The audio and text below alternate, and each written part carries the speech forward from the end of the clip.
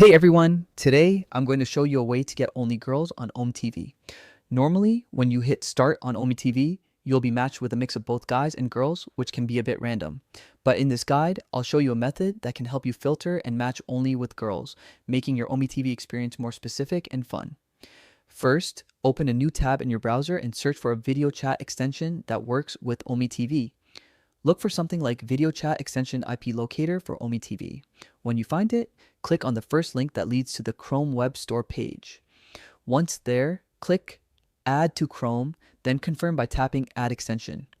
This will install the extension on your browser. After installation, a new tab will automatically open. In that tab, click Open in Picture in a new tab, and then click Picture in Picture again to launch the tool. Next, go back to your OmeTV tab where you normally start your chats. In the Video Chat Extensions Picture in Picture tab, open Settings and scroll down carefully. You'll see a feature called Gender Recognition. This allows you to filter the users you see. You can choose either skip to men or skip to women. This feature is generally located just above the blacklist section. Keep in mind, some users report that this option might not always be available because extensions get updated or removed. But if you see it, simply tap Skip to Men and the extension will automatically skip male users.